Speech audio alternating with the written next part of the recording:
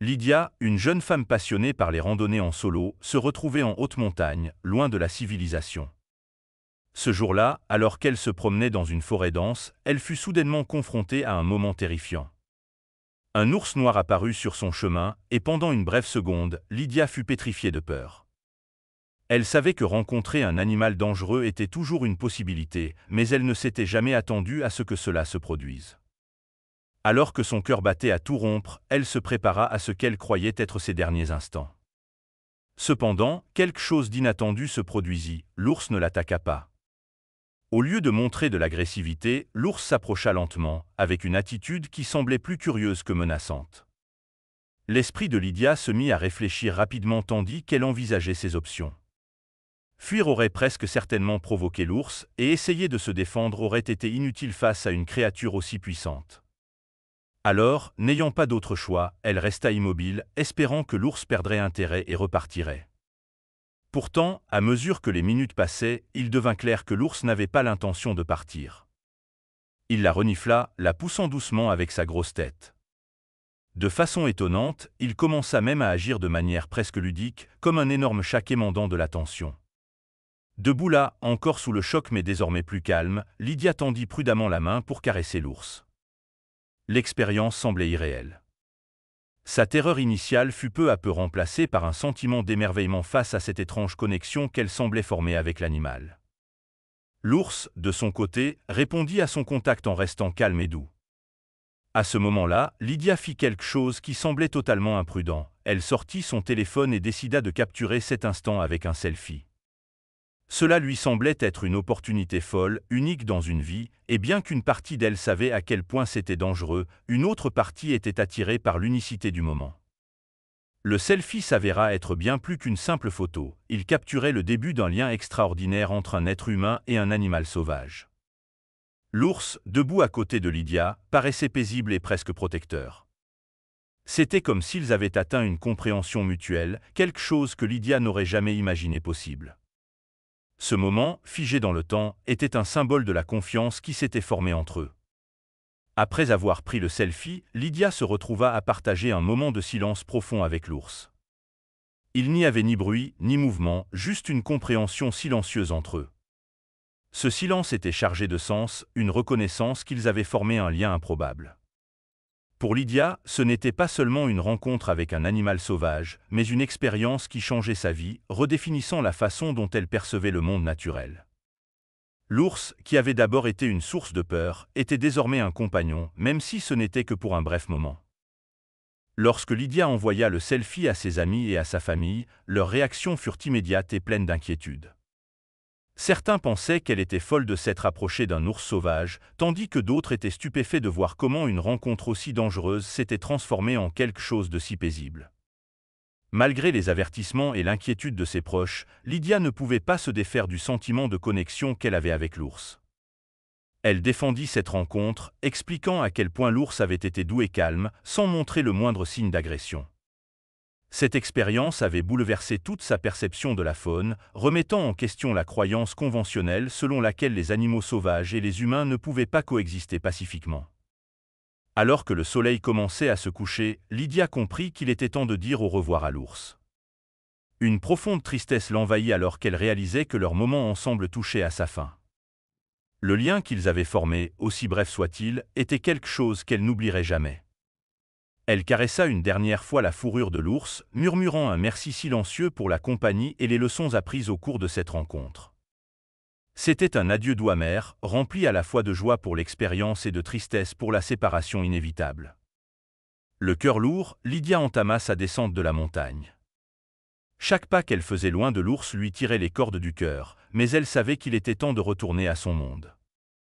Alors qu'elle marchait, elle réfléchissait à la manière dont cette rencontre l'avait transformée.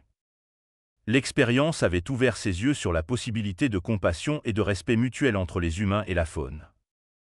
Elle ne voyait plus les animaux comme des créatures à craindre, mais comme des êtres avec lesquels les humains pouvaient partager la terre en harmonie.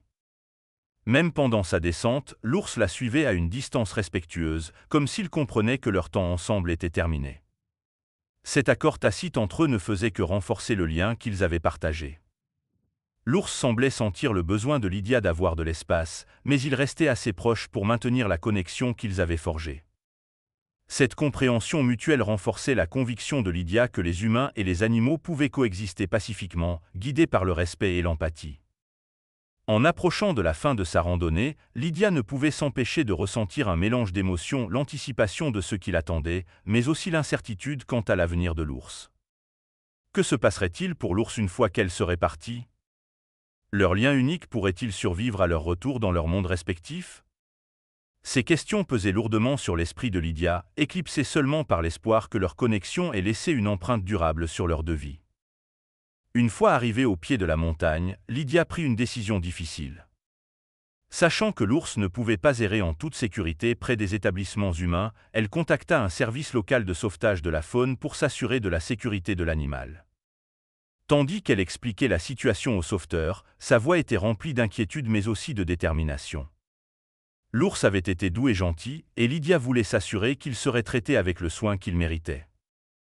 L'équipe de secours arriva rapidement, et le cœur de Lydia se serra lorsqu'elle vit l'ours s'approcher calmement du véhicule de sauvetage. C'était comme si l'ours lui faisait confiance, comprenant que cela était pour son bien.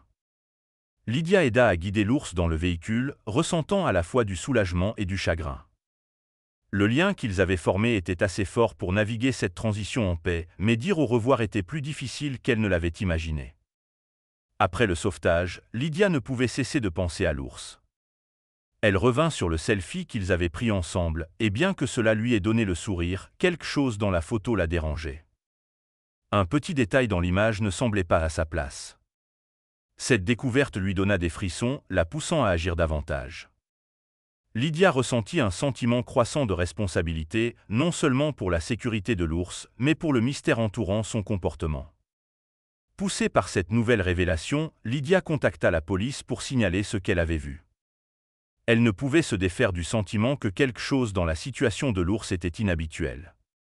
Au fur et à mesure que l'enquête se déroulait, elle révélait une série de découvertes troublantes. L'ours, maintenant connu sous le nom de Balou, avait un passé compliqué. Les autorités découvrirent des preuves de trafic illégal d'animaux sauvages et de pratiques douteuses dans l'établissement chargé du bien-être de Balou. Les inquiétudes de Lydia grandirent à mesure que l'enquête s'approfondissait. L'intérêt public pour l'affaire explosa, avec une couverture médiatique mettant en lumière les risques des interactions entre les humains et la faune, ainsi que la nécessité de meilleures pratiques de conservation.